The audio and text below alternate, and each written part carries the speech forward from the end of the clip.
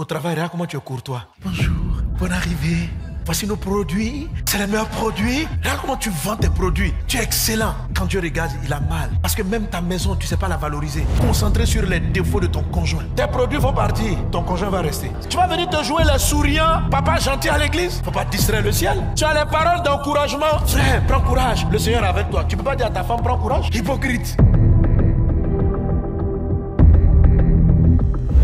Pasteur qui est un bon pasteur pour son église et qui est un mauvais pasteur pour ses enfants, il est désordonné. Dieu est fâché avec lui. Dieu va lui retirer la faveur. Même dans le ministère, il n'aura pas la faveur. Tu es souriant avec tous les fidèles de l'église. Comment ça va? Tu vas bien? Le matin à la maison, tu te lèves, ton visage est serré sur tes enfants et tu te joues les bishops. Frère, alléluia, alléluia. Chrétien, oh, vous êtes merveilleux les frères. Dimanche prochain, Dieu dit hypocrite. Ton premier fidèle, c'est ton fils. Quand tu le vois, allez, quitte-la, quitte-la. C'est quoi ça? Tu vas venir te jouer les souriants, papa gentil à l'église. Faut pas distraire le ciel. Tu as les paroles d'encouragement. Frère, prends courage. Le Seigneur est avec toi. Tu peux pas dire à ta femme, prends courage. Quelle est cette histoire? Ta femme aussi a besoin de t'encourager. Tu es trop faible. Quitte-la.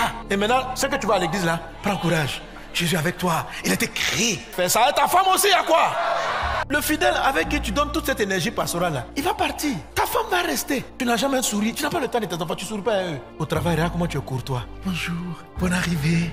Voici nos produits, c'est les meilleurs produits. Regarde comment tu vends tes produits. Tu es excellent. Quand Dieu regarde, il a mal. Parce que même ta maison, tu ne sais pas la valoriser. Toi-même, tu sais que ton produit là n'est pas aussi bien que ça. Il a plein de défauts. Mais quand même, c'est le meilleur. C'est le meilleur. Mais à la maison, tu es concentré sur les défauts de ton conjoint. Dieu te regarde et dit, donc tu sais apprécier des qualités. Et tu ne vois pas les qualités de ton conjoint. Mais pour vendre tes produits, tu sais voir leurs qualités. Hypocrite. Tes produits vont partir. Ton conjoint va rester. Pars à la maison. Sache parler.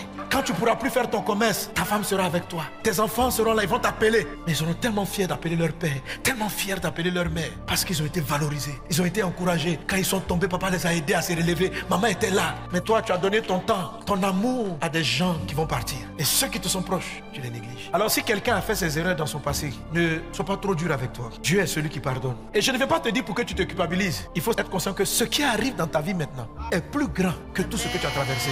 Plusieurs n'arriveront pas à appliquer le message. Ils auront trop de regrets. J'ai raté. Parce que pourquoi tu ne m'as pas dit ça plus tôt? Ton intelligence n'était pas ouverte. Tu n'as pas fait comprendre très tôt. C'est pas grave. Ça signifie que ce qu'il veut faire après, regarde, il parlait à Abraham. Abraham ne comprenait pas ça. À 75 ans, l'esprit d'Abraham s'est ouvert. Le grand Abraham perd de la foi. Dieu a transformé la terre avec lui à l'âge de 75 ans. Moïse, dans sa vigueur de jeunesse, Dieu l'a appelé. Il est parti s'asseoir 40 ans sans rien faire. À 80 ans, Dieu travaille avec lui. Écoutez, le Dieu que vous priez est le Dieu de la miséricorde. Je ne prêche pas pour te culpabiliser. Je prêche pour te dire, ton film n'est pas fini. Aie du regret pour te repentir, mais au moins pour dire, Seigneur Dieu, tu es le Dieu tout-puissant. Prends ta femme et puis invite-la au restaurant. Dis, chérie, ce qui est passé après ça, je ne comprenais pas. Hein? Mais maintenant, je n'ai pas dit que je serai parfait, mais je remets les choses en leur place. Ayez l'humilité de savoir que quand vous avez raté quelque chose, ayez la foi que vous adorez un grand Dieu qui est capable de rendre le restant de votre vie meilleur. Écoutez, le jour où on parle d'Abraham la première fois, où Dieu commence à composer, il a 75 ans. Toi, tu as à peine 45 ans, 50 ans. Ton film est fini comment? À 80 ans, Dieu travaille avec Moïse. Il en fait un chef d'État. Si c'est maintenant que tu as compris ça, à Dieu soit la gloire. Mais le reste qui te reste à vivre, les choses seront à leur place. Je ne suis pas venu te condamner. Je suis venu t'annoncer un temps meilleur. Je suis venu t'annoncer le Dieu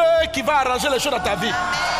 En Christ, il y a de l'espoir. On n'est pas une assemblée de désespérés. On est une assemblée qui rêve et qui croit dans la grâce et dans la faveur de Dieu. Je prêche le Dieu de miséricorde. Le Dieu qui pardonne nos erreurs du passé. Le Dieu qui nous donne encore la grâce et la force d'aller de l'avant. Mais lorsqu'il nous visite, il prend juste le doigt pour nous montrer. Il dit, mon fils, voilà ce qui a manqué. Ça.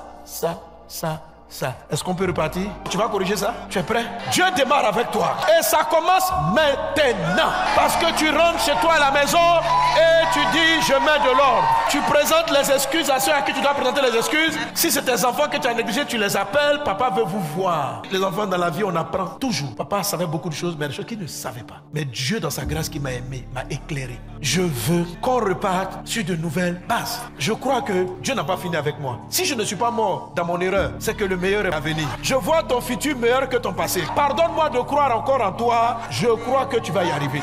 Ton côté multimilliardaire là, c'est maintenant ça a commencé. Je sais ça.